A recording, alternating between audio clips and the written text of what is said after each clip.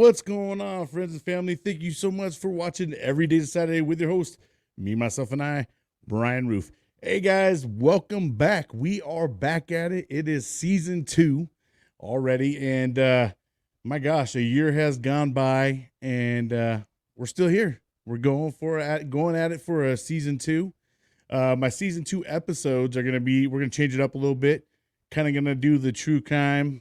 But we're going to do a military edition. So if you guys haven't had a chance, the episode dropped yesterday on January 9th.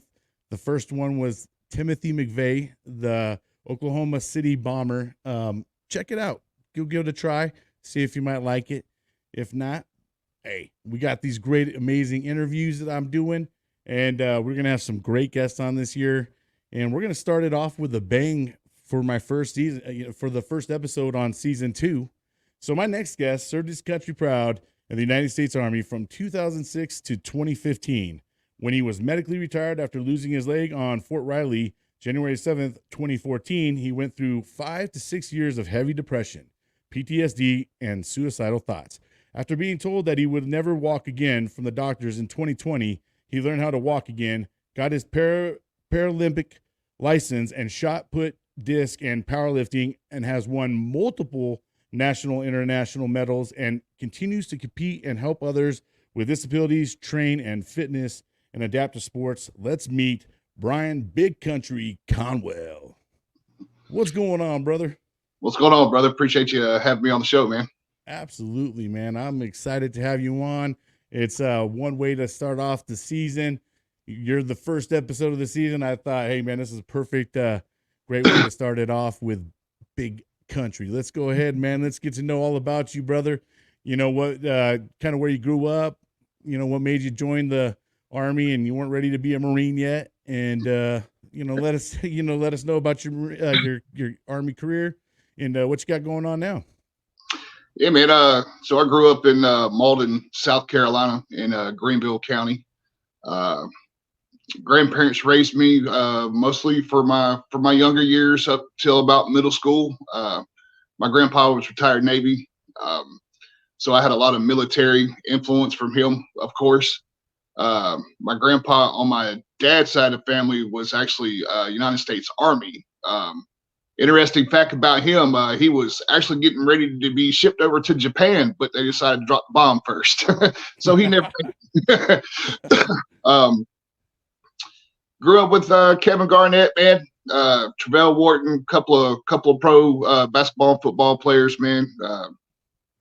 Stayed an athlete pretty much my whole entire life now. Decided to join the military in 2006. Was going to join right after high school, but my girlfriend at the time didn't want anything to do with the military, so we kind of postponed that for a little bit. But we left for basic training in 06.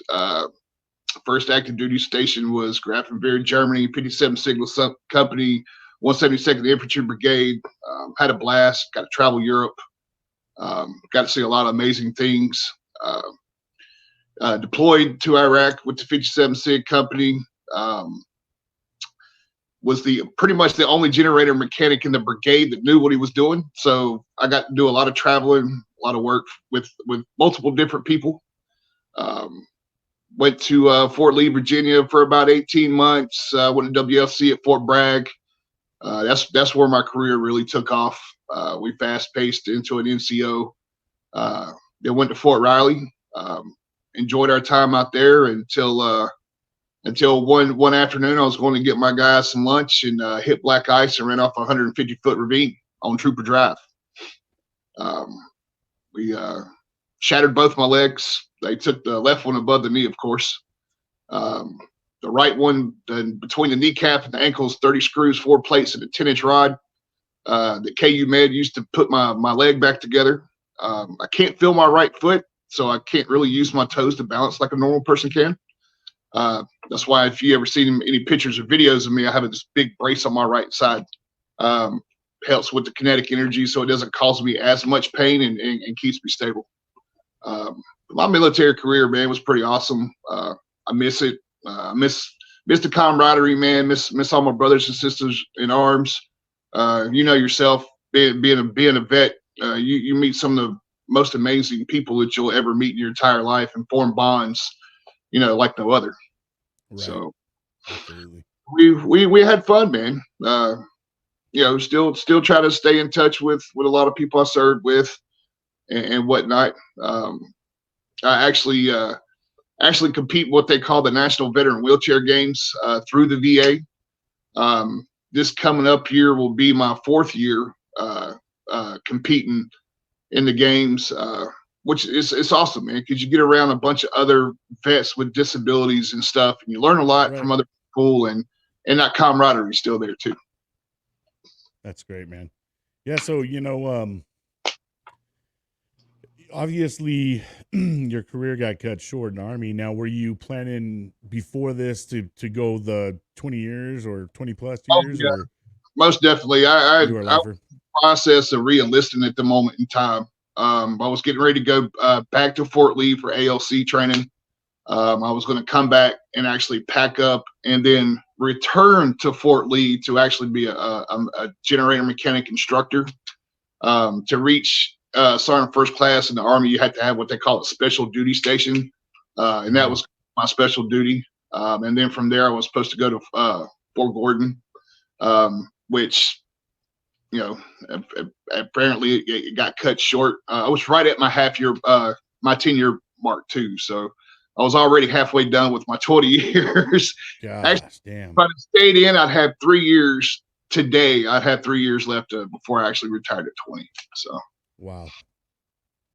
Man, so, after your accident and all that, how long did it take you to recover and get yourself back up and going again? Well, we spent an entire year in the hospital. Wow. Yeah, that was kind of one of the crazy parts for me. I see a lot of people and talk to a lot of people that they go and they have their amputations, but they usually have a good side. The leg that's left or the limb that's left is usually in really good condition, and I wasn't as lucky. So therapy was okay.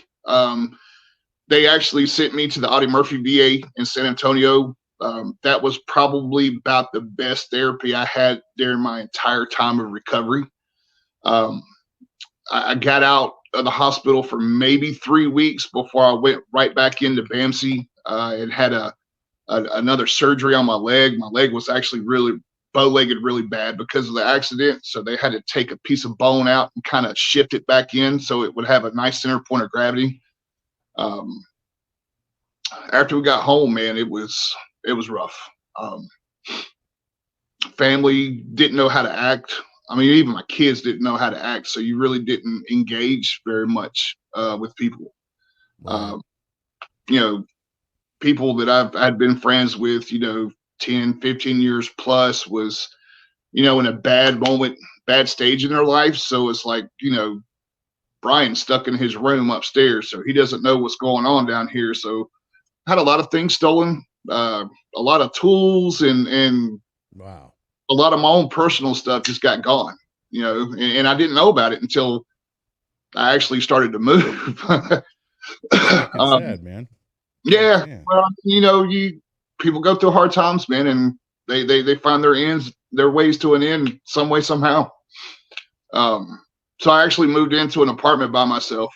And that's where everything just went downhill. I had my first suicide attempt in 2016. Wow. I literally put a 9mm in my mouth and pulled the trigger, and nothing happened. But when I went and set it down on my nightstand, actually the nightstand sitting right here beside me, it went off. Wow. And I was like, okay, this apparently was not the route for me. I'd already been told that I would never walk again. And if I did walk, that I wouldn't ever do it by myself. I would have some type of assistance, some kind of walker or something like that, because I was so beat up.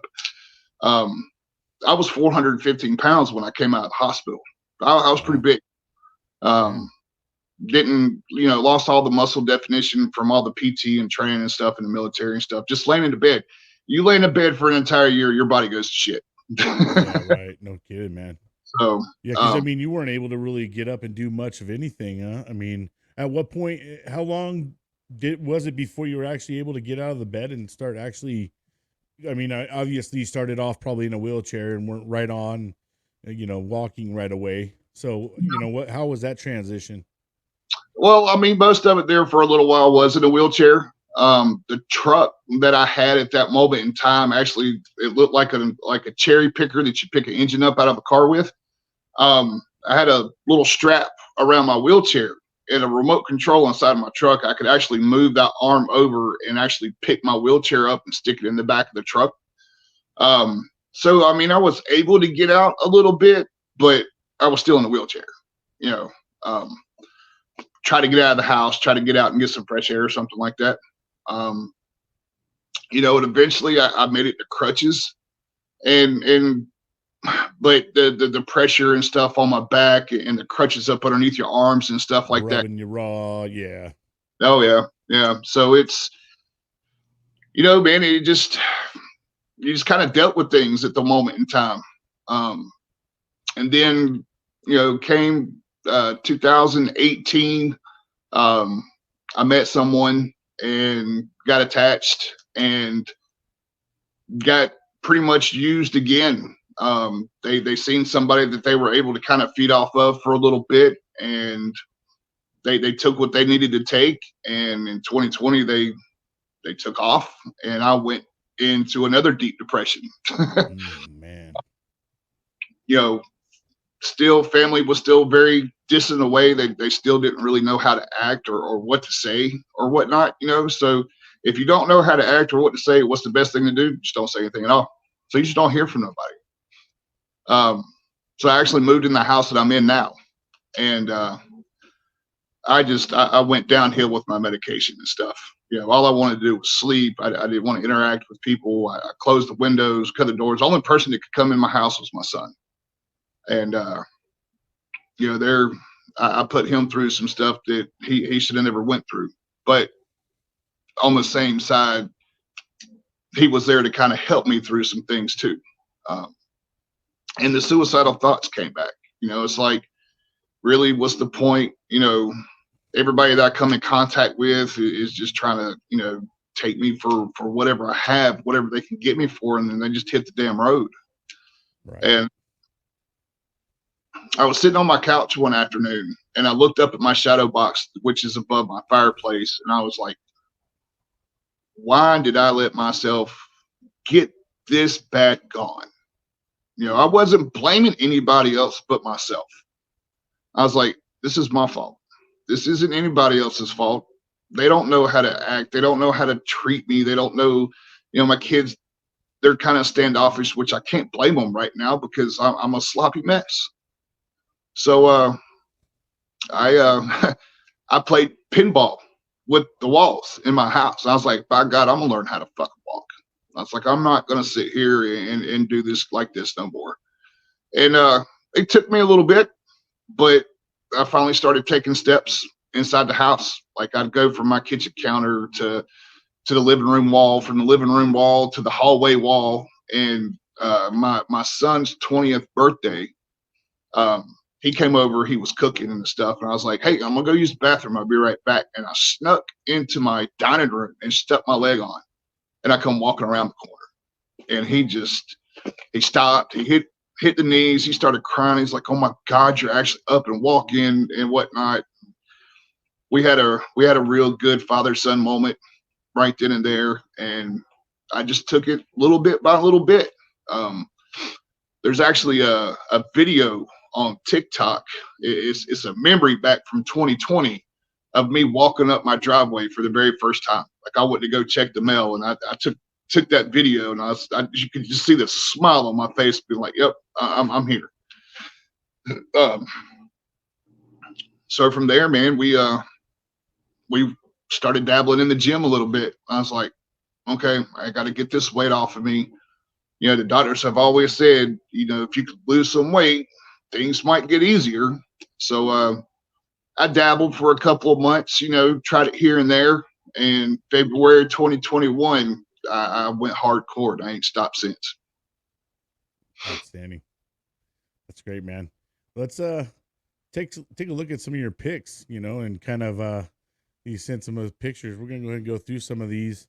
If you want to talk a little bit about it. Look at all those medals, man. Bada bing. Yeah, that's from the 2022 National Veteran Wheelchair Games that was in Arizona, Tempe, Arizona. Couple of golds, a silver, and a bronze. I got medals in powerlifting, adaptive fitness, shot put, and disc that year. That was a really good time. I was actually showing myself that this is actually what I wanted to do at this point in time. So fell in love with it, man. Actually, calling you chesty pooler. Actually, the year before that, 2021, I actually got to go to New York City for the games. I took a silver in shot and a bronze in disc, and I was like, okay, we got something new in our life that we can dedicate our time to, and let's see what happens. So awesome. That right there is from the Desert Challenge 2022. That was also in Arizona. That was an international medal right there.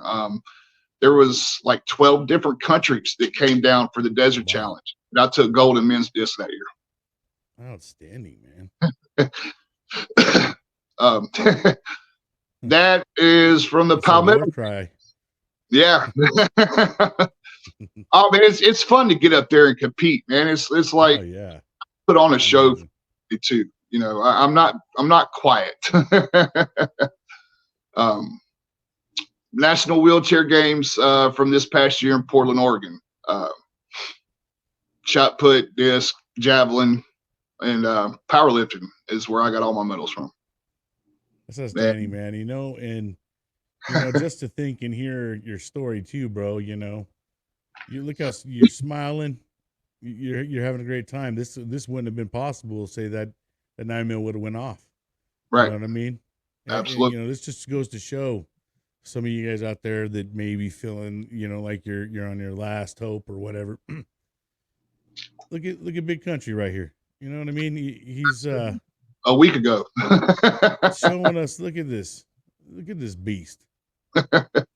And I mean, and most importantly, man, you got that big ass smile on your face, bro. I mean, absolutely. It's a lot of work, man. It's a lot of work. I get questions all the time, man. It's like, hey, Country, how long is it going to take me to lose this weight, or how long is it going to take me to gain this muscle? You look so good and everything. Man, we're talking about I'm in the gym 5 days a week since February of 2021. We're coming up on our 3rd year of constantly working out, eating right. I threw the sugar away. I threw the soda away, the sweet tea, started drinking a gallon of water a day. It's discipline, man. It's a lot of discipline, and I think where a lot of the young people get a little frustrated with is they want the instant gratification. As soon as they go to the gym week 1, they're thinking they should be seeing these, Python arms and, having the abs and everything. Everybody wants that instant gratification. Absolutely. But, it's all about maintaining and being consistent and disciplining yourself. Is it easy to cut out sugars? Hell no, bro. You know what I mean? Carbonation? No. I mean, all these great things that everybody loves, but you want something bad enough, you got to stay disciplined for it, right? Absolutely. And, so talk about the mentality and stuff when it comes to training, man. How do you allow yourself to discipline yourself enough to, not go and eat, go in the pantry late at night, grab that snack, or, I mean, maybe you still do, but, how do you get yourself at that level of being able to go train and compete? I've set a goal for myself. I want to make Team USA on the Paralympic team in 2028. And the only way for me to do that is to stay disciplined. I use a lot of what I learned in the military as far as time and patience and consistency to into my training. And for anybody wondering out there, if you stay consistent, anywhere between every 3 to 6 months, you're going to see a significant change. And it's not always on the scale either. If you go weigh yourself every single day, then you're just going to get it in your head. Well, I was 3 pounds lighter yesterday, but now I'm 5 pounds heavier. Well, you're eating, you got water weight. There's so many different factors that plays into it. Right. I learned how to count my calories. I learned how to count my macros. I know what works for my body. And seeing those changes, the weight coming off, my traps getting bigger. My wife pointed out to me in one of my videos the other day, she's like, look at your shoulders. Like your shoulders are starting to really pop out and stuff like that. That right there is what motivates me. Right. Seeing those changes and, going into the gym and, being able to knock weight up, 25 pounds and it being easy. There's different multitudes to it. My throws, I throw an 8-pound shot put and a 2-pound disc, from a throwing frame. I don't spin. I'll throw a disc about 30 meters sitting down, and the shot put, I'm a little over 10 meters right now. It's just, you got to set goals for yourself. If you're going to sit, you can't outwork a bad diet, number one. You got some people on here like this new dude, Sam Solik, that's on TikTok and YouTube. He's 21 years old. He's on tons and tons of gear, but he's still, he'll show you chocolate milk and he's eating Cinnamon Toast Crunch and he's eating cheeseburgers and stuff. But what you don't see is the other part of his diet, and even if you're taking gear as a bodybuilder, you still have to put the work in. You still have to eat the correct foods for that change and that growth to happen. But, my wife, number one, is my biggest fan, the love of my life. If it wasn't for all the changes that I've made for myself, I wouldn't ever found her. And it's, just to hear her talk about the changes and how proud she is of me and hear my kids say how proud they are of me and stuff like that. That's another big motivator too. Is showing them that it doesn't matter what's put in front of you. You dig down deep and believe in yourself. You can make your dreams come true. Absolutely. Yeah, man. I mean, and you're living proof, man. I mean, you also are up against, you're not like, everybody else got 2 legs and they can just walk easily and go here and there. There's an extra even and more discipline in, yourself where you got to really push yourself extra hard to do these things. Walking for you, I imagine you probably make it look easy and stuff, but it's not that, probably easy, like it is for us who have regular, two working, feet and legs. Yeah. When it comes to heels is where I run into my issues, especially downhill. Right, yeah. My foot and I can't use my toes to balance it. It's more of a thigh thing. Sideways kind of type. Yeah. Yeah, pretty much. I see a chiropractor about this time of year anyway, as an athlete, getting the correct adjustments and stuff, because you do tighten up in some areas and stuff. Sure. And the elliptical and the bike was actually hindering me. I started getting really bad pains in my back, and it's like, you got to quit this. So I was actually talking to my wife the other day. I was like, I got to find somewhere to walk. I got to find somewhere to do my cardio. Because I imagine the compensation too is when you're trying to compensate for your loss of legs and stuff like that, other parts of your body that don't, that normally we don't have to use because we got normal legs and stuff. But you yourself, you got to, like I said, it's all extra. So, finding that right balance and stuff for yourself, I imagine it took some time. Yeah, it did. And patience. When I first started trying to walk, I fell down so much it actually put me in the hospital for a week. Oh shit, man, The way the damn. doctors explained it to me is I was the fall so much my muscles was releasing a chemical that was actually Ah, them down even more. Um, I remember waking up one morning and I literally cried getting out of bed. It hurt that bad. Not just my legs, my torso, my stomach, my arms, my neck, everything. I was on the phone with my son crying. I was like, son, I can literally cannot move. Like I can't even make it to the bathroom. I had to call 911. wow. And the doctors were like, you're going to be here for a few days. We're going to pump you full of IVs. You need to sit here and rest. It goes, the impact of you falling so much, I forget what the chemical name was, but it was releasing something that was actually causing that to be worse. But I really don't fall that often anymore. It's I don't know. I guess I'm just more aware of how my body works now. You know, it took me a little bit to get to this point, but Yeah. So how it, many years have you been like pretty much walking really steadily? steadily, I'm gonna say probably January of 2021. All Um, right. Yeah. October of 2020, I was doing like short distances, like from my living room to the bathroom, or I could drive to the convenience store and maybe walk in the gas station and grab a Gatorade and come back out. Um, but it wasn't until like January, February 2021 to where I actually threw the crutch. Well, I keep them in my truck just in case, but I just completely stopped using them then. So Now, when you did it, man, did it take a second for you to like feel comfortable going out in the public and all that stuff and walking, or did you just not really care right off rip? no, it took a minute. Um, it's different terrains and stuff, distances and whatnot. I gradually took myself into it. It's not something that I wanted to like. Okay, I'm walking again. I'm gonna go to the mall and walk around for an hour. Nah, it took a minute to get to that point. Right. Um, and being around people,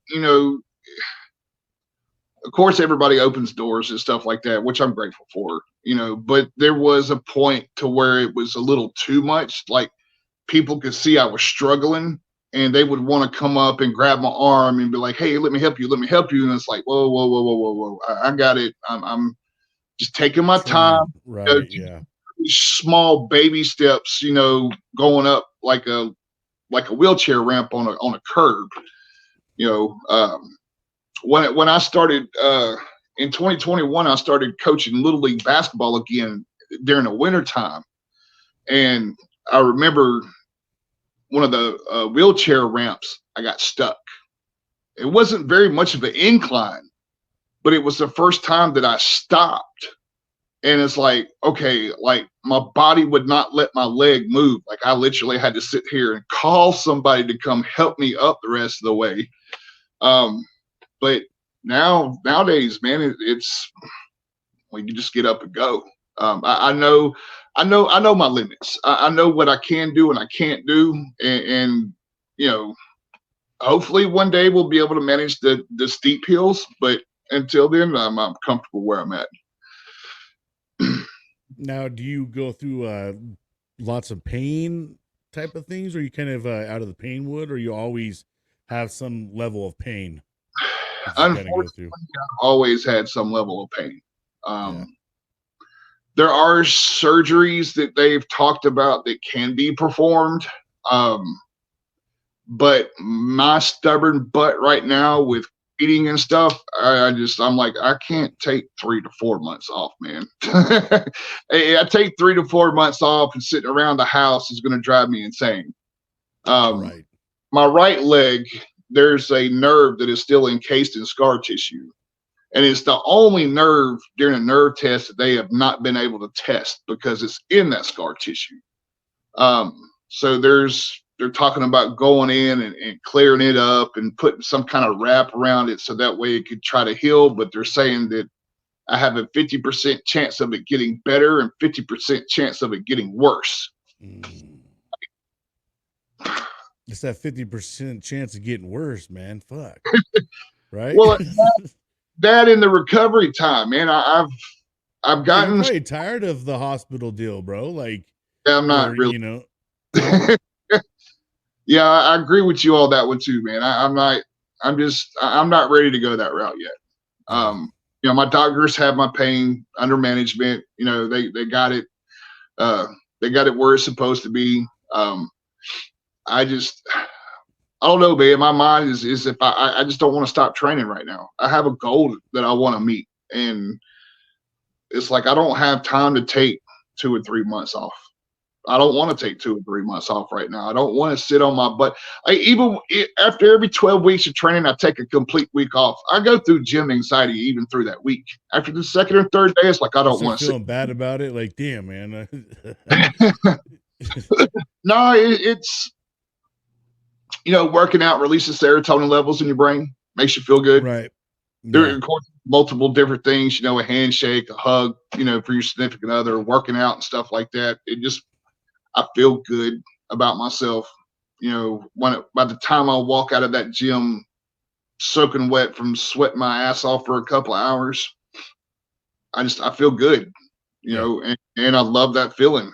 I like being able to come home and see how my wife looks at me when I walk through the door. Right. It's addicting, man. But it's a good addiction. It's I'd rather be addicted to lifting weights and being in shape than I had something else. And you know what, man? And in reality, there's probably a good window of time for this too. You know what I mean? And when you're like still able to really go out there, put 110 into it, before your body starts getting age catches up and all that stuff. So it's like, I feel you, bro. Like you're at that point right now, like especially right now, getting these gains and all that stuff that you got going on. That kind of stuff just keeps fueling your fire, bro. And while you're on this thrust, why cut the engines off now type shit, right? Right. I'll be 44 in March.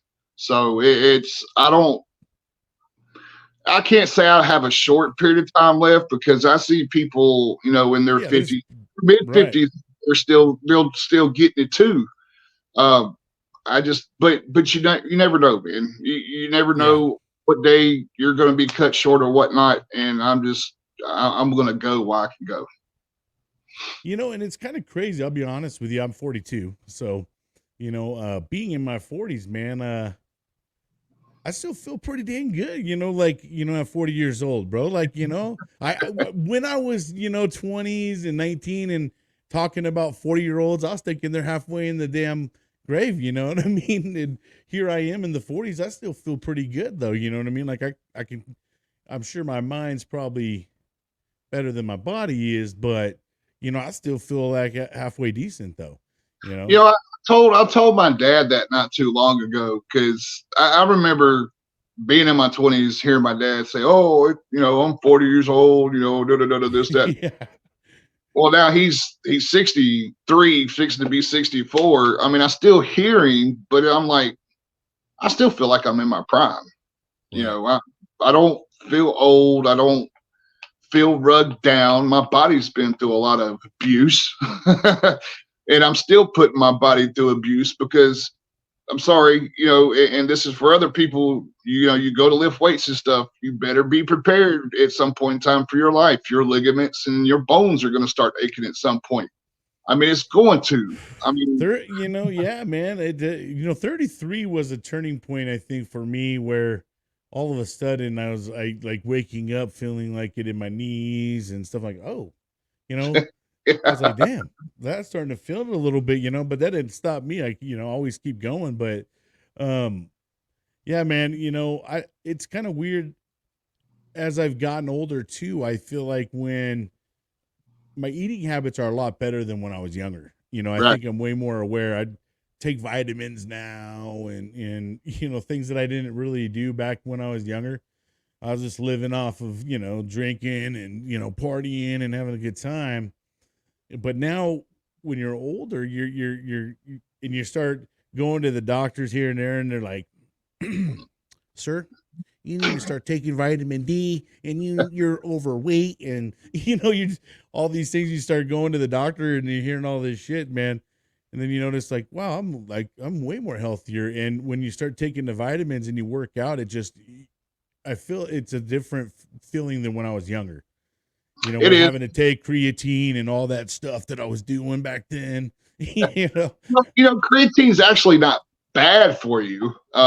Actually, Yeah. creatine is one of the most healthier and most helpful supplements. But we get creatine in our meat and stuff like that. Right. Yeah. Yeah. Creatine's But, naturally. right. I wish I knew then what I know right now. If I knew Right. in my 20s when I was in the military what I know right about now with fitness, dude, I'd be bigger than a 4-story house.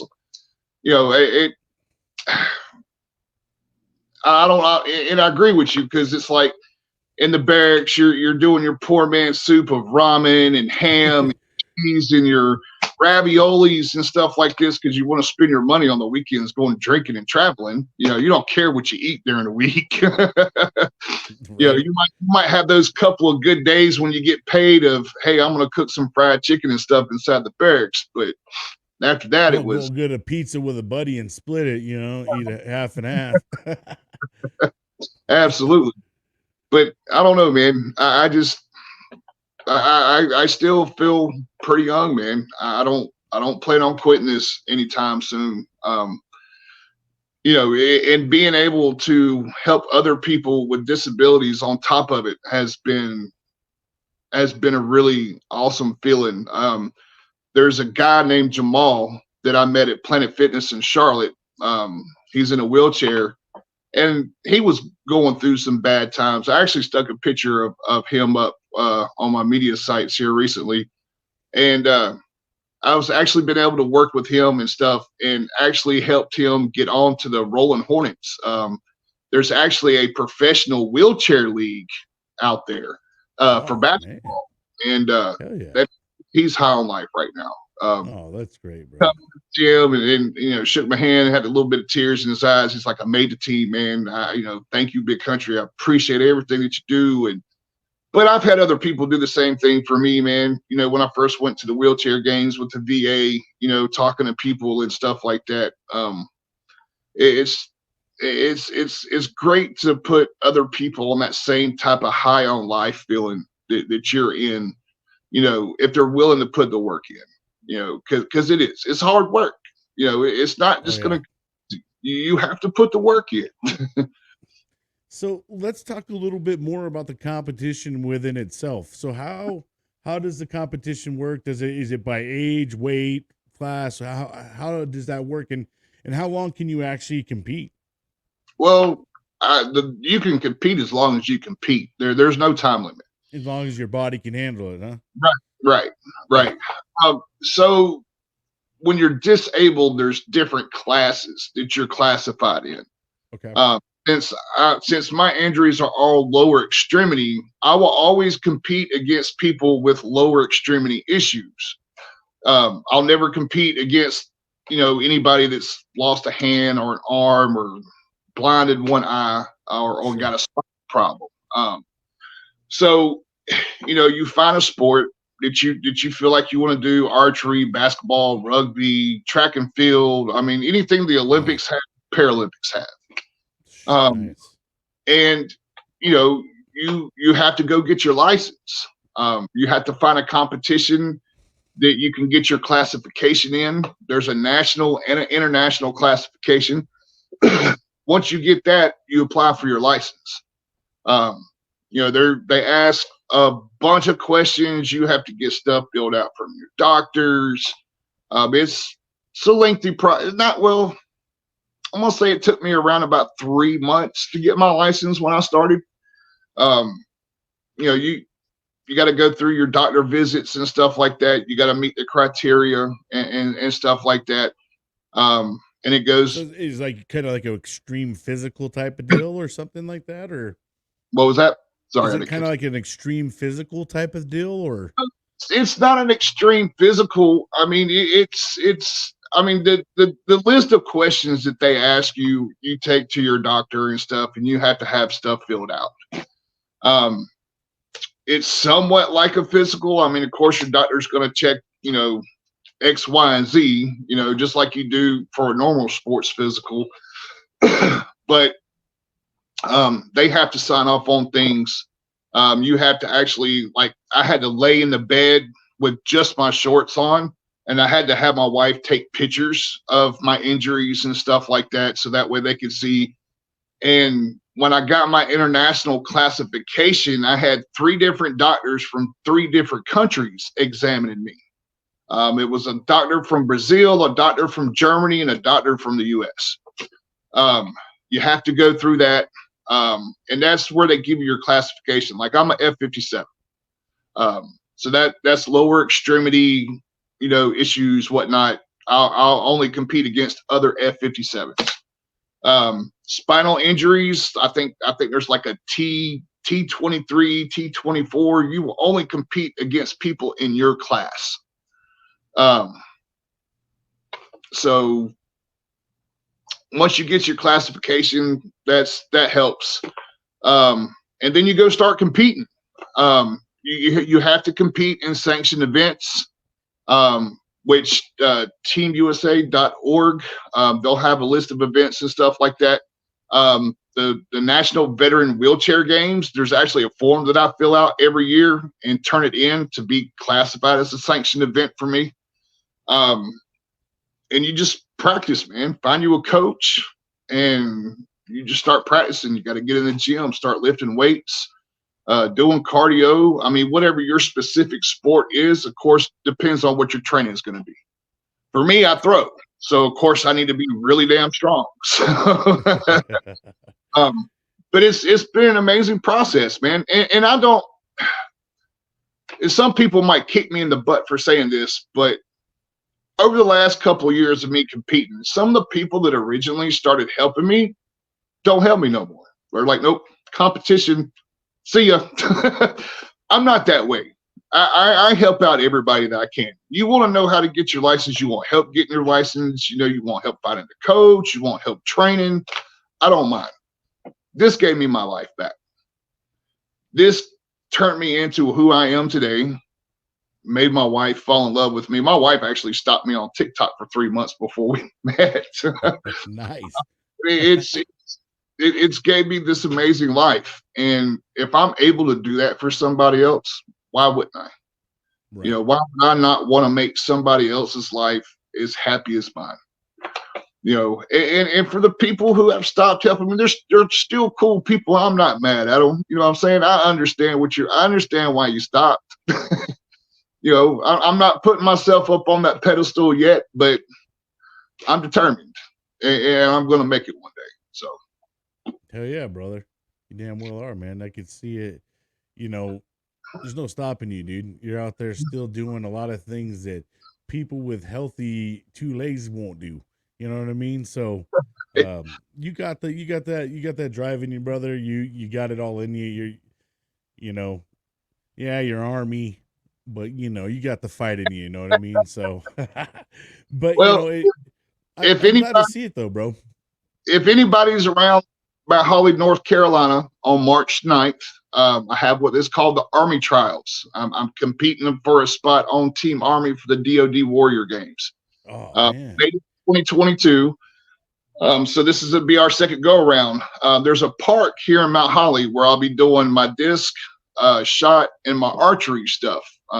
Anybody's welcome to come out, see what it looks like, see me throw and stuff. And then when we're finished at the park, we're going to Gold's Gym in Huntersville while I'll be doing my powerlifting and my rowing events.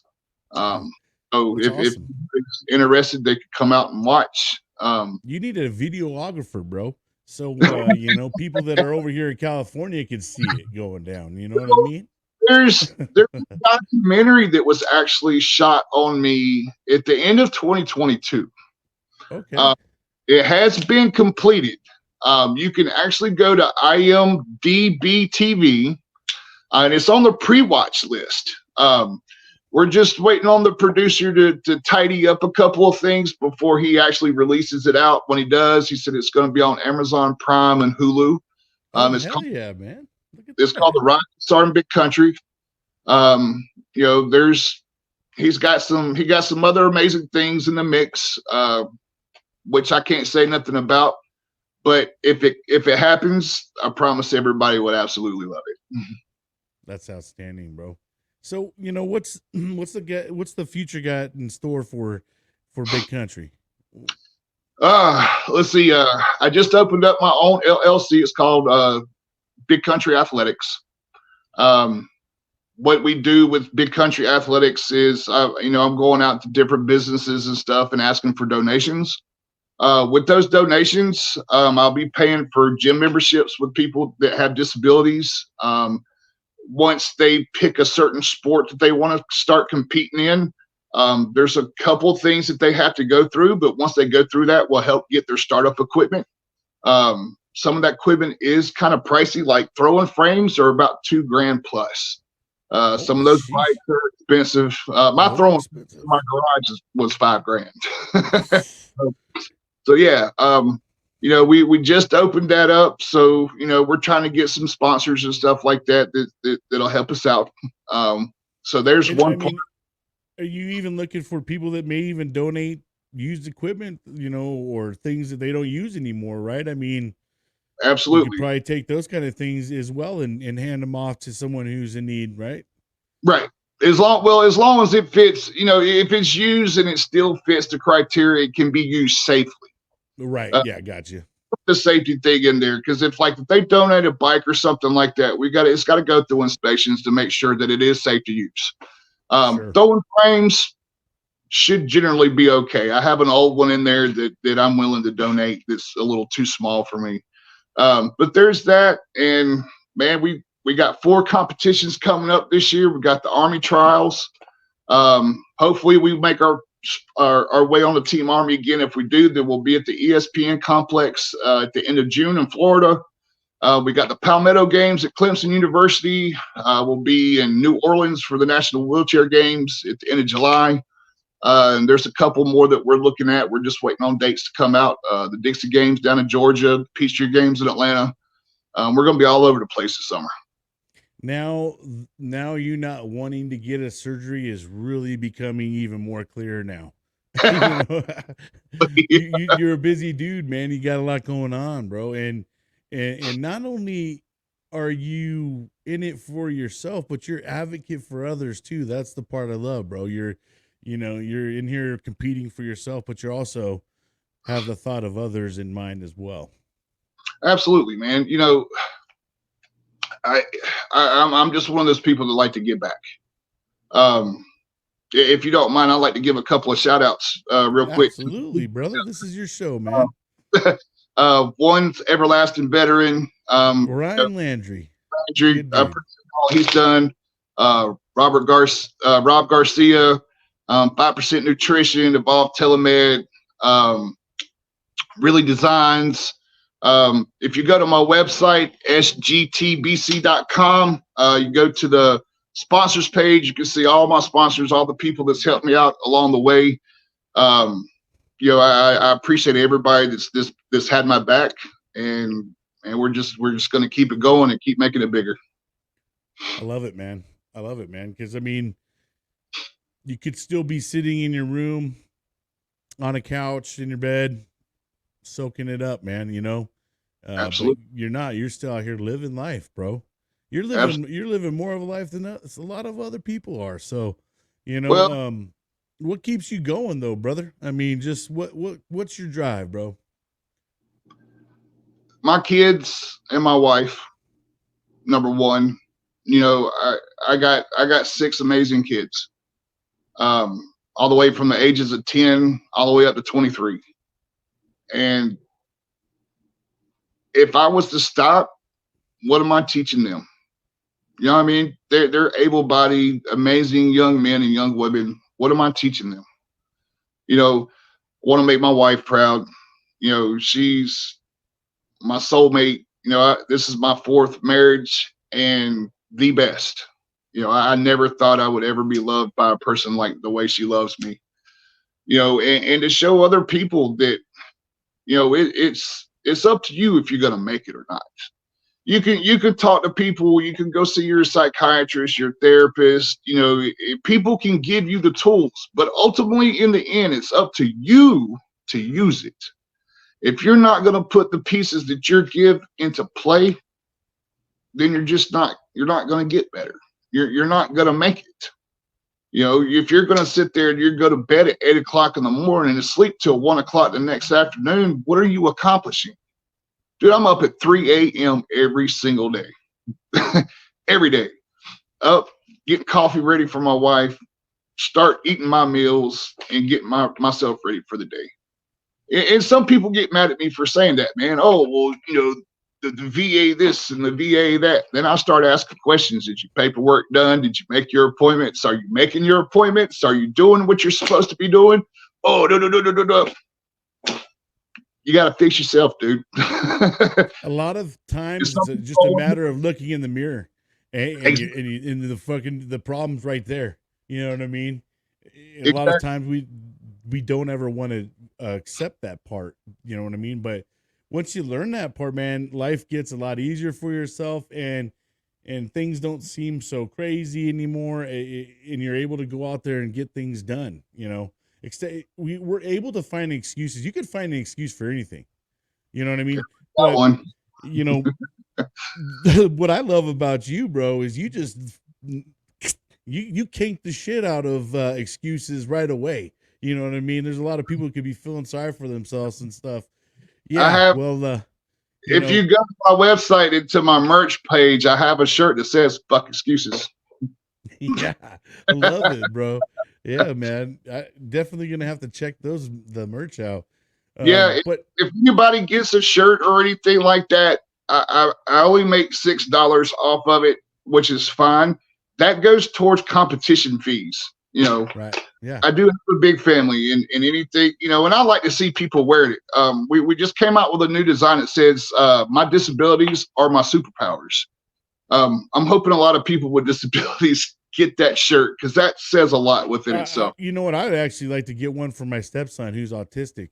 And because I everybody has their own superpowers, right? I mean, disabled or not disabled.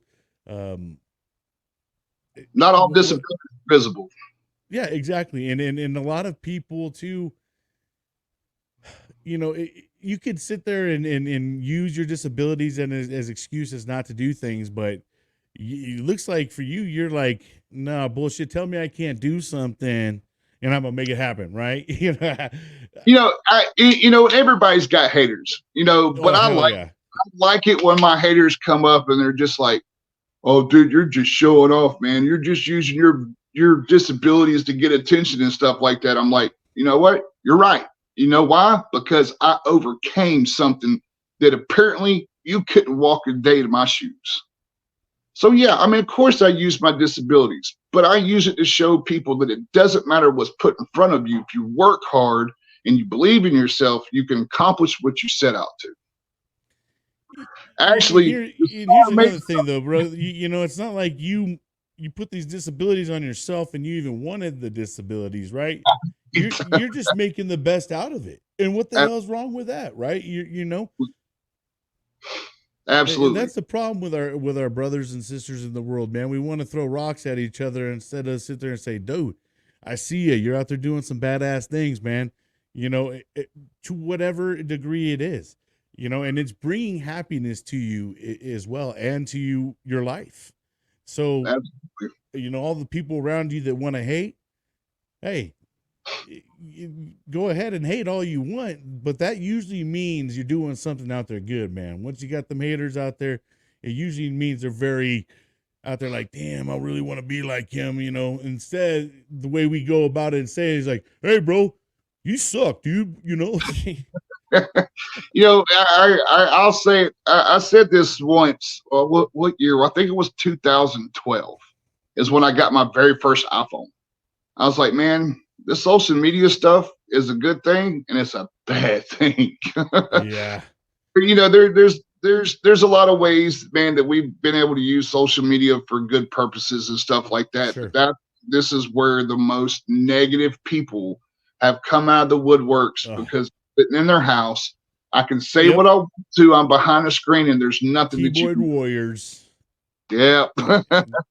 Just a Got a whole lot bunch of keyboard warriors out there, and they just love to troll and get us all pissed off. You know what I mean? It happens yeah. all the time. Like when I used to go live a lot on TikTok, um, you just got everybody like, hey, old man, what are you doing on here? You're too old for this app. Get off, old man. And then, because I got like my Marine stuff behind me, oh, you're stolen valor, and just like constantly just trying to really piss me off. It was funny. TikTok was actually created for the younger generation, but it was the older generation who kind of took it over. Yeah, right. There was 2020 was a big time for TikTok, and a lot of us ordered it because that's when I got jumped on 2020. right, when we're just kind of chilling out, not really supposed to be going out in town. Da da da. right. I'm here in California, so it was really ridiculous for a while.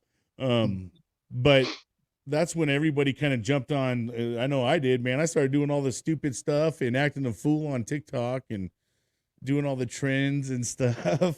I was it's watching. kind of something to pass time. I was watching a lot of the videos. Nope. Long goatee, and I just looked really bad.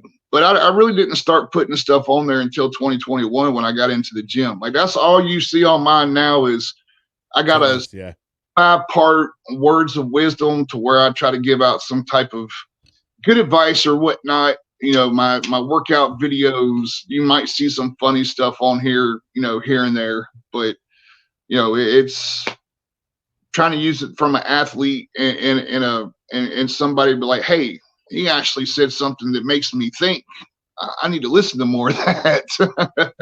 Yeah, and that's the hard part when it comes to TikTok and all these things now. And I just know this because being a podcaster and trying to put out content, people are now with the way with these reels and stuff, man. It's that 3-second, 5-second gratification for them, and then they're already on to the next thing.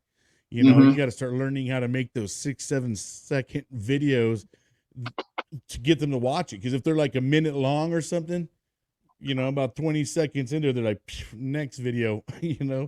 Well, I mean, that's the humans' attention. That's our attention span anyway. Within those first 5 or so seconds, that's where you grab. Now, like I don't have. There's 3 or 4 videos I have that are in the thousands of views and stuff. But normally I sit around between 200 and 500 views, and my likes are about 10% of that. I'm not. Hopefully one day it happens to where I got hundreds of thousands of followers, but it's not something I'm crying for.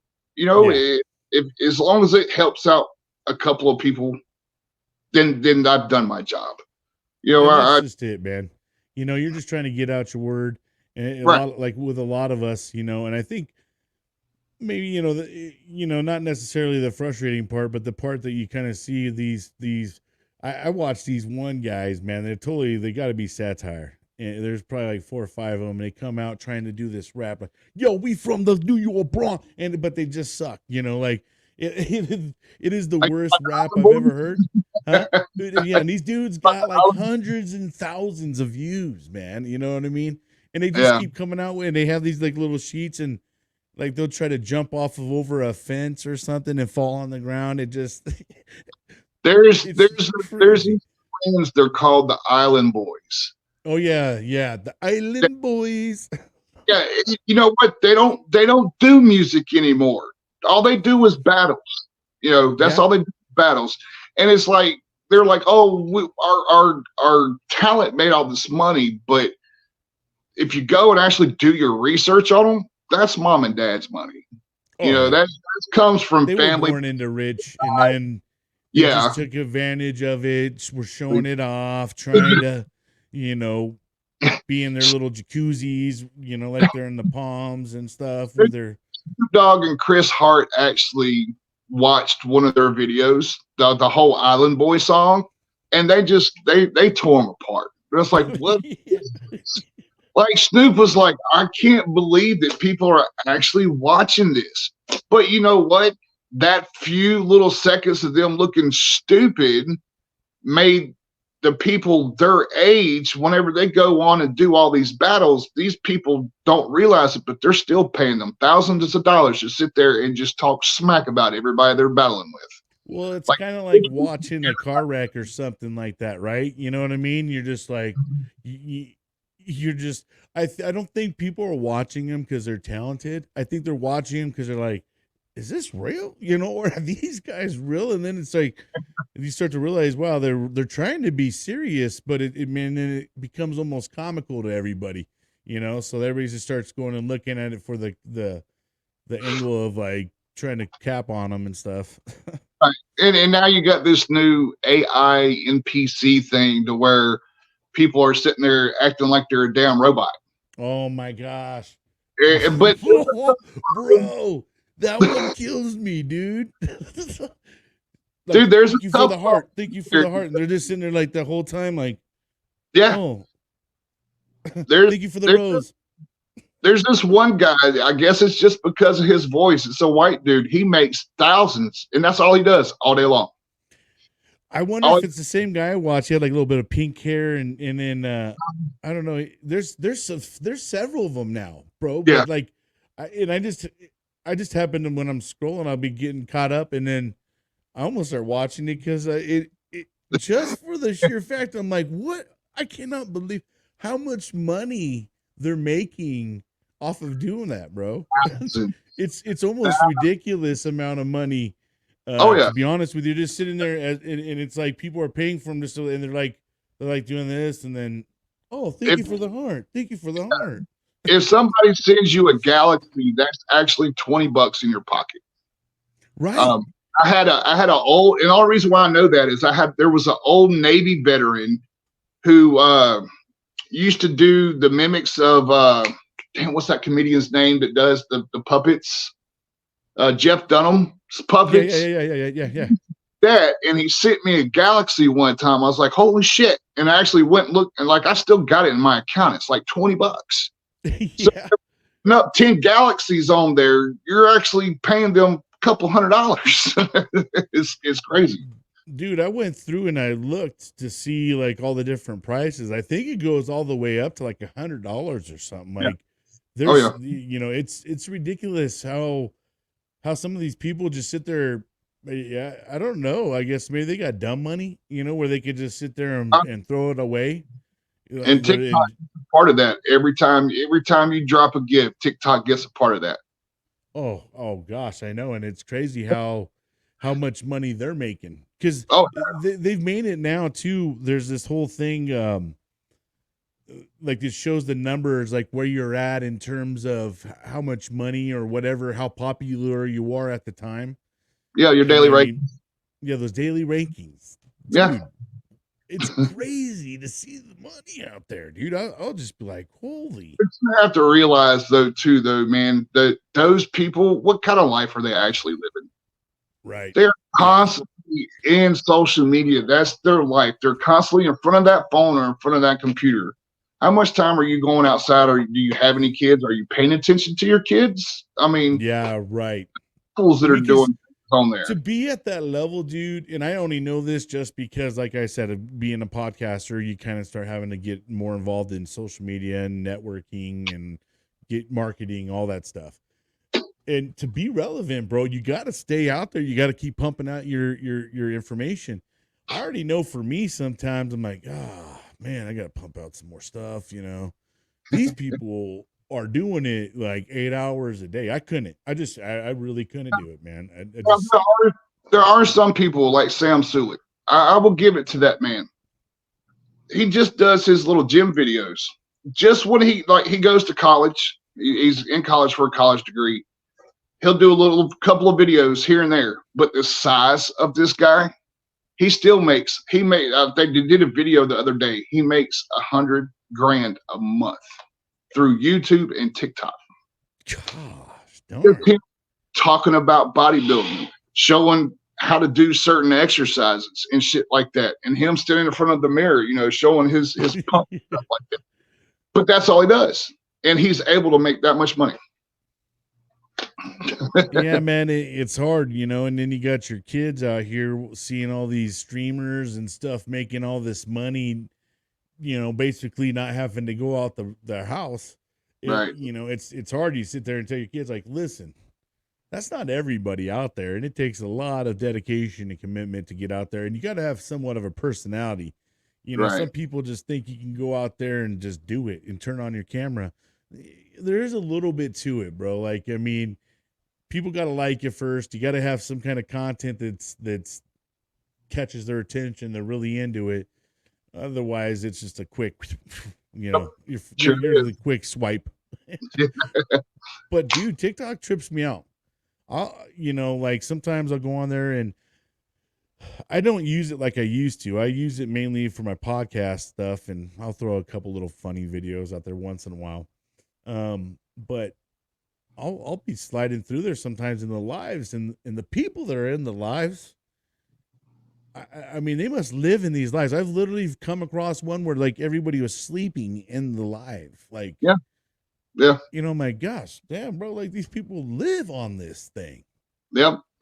like constantly, and they've actually built like communities and little families, and they're always in there, and it's like, and some of the stuff that you see on there, you're like thinking, wow, these people are really okay with just showing the world. You hear them talking to their kids like, get out of here, go, leave, and like, damn, go help your kid with their homework real quick. You're over here so worried about your damn TikTok, live. They're like, get out of here. I'm like, ah, man, you people are really okay with just showing your stuff, living in that glass house, man. Just shows the world's going to, brother. No kidding. Well, hey, Big Country, bro, I appreciate you coming on and taking the time to talk to us and let us know all about what you got going on. Man, this was a great thing. Is there any last thing you want to tell anybody out there watching? Maybe any inspirational words or anything like that? I'll go back to one of my originals. When you wake up in the morning, the first thing you need to do, you need to go to the mirror, look at yourself in the mirror, and tell yourself that you're a badass and you're not going to let life's negative moments conquer your day. We are too used to letting a 5-minute negative moment in our life ruin our entire day. What's the point? You're better than that. Dig down deep, believe in yourself, and push for your dreams. I if you go to my website, it's sgtbc.com. If you want any personal training, there's an application on there. You fill out the application. I do online coaching and in person. We got our merch. Go check out all my sponsors and stuff like that. And appreciate you having me on, brother. Absolutely, brother. If you could just hold tight, I'll be back there with you in a second. But once again, brother, I appreciate you coming on. Brian, Big Country Conwell. Till next time, brother. All right. Ooh. All right, friends and family. Well, this is going to wrap up another great episode. And you know what? Kind of going along with what Big Country just said. You know how I always say it. Don't let the day kick your ass. Make sure you're out there kicking the day's ass. Until next time, we'll see y'all.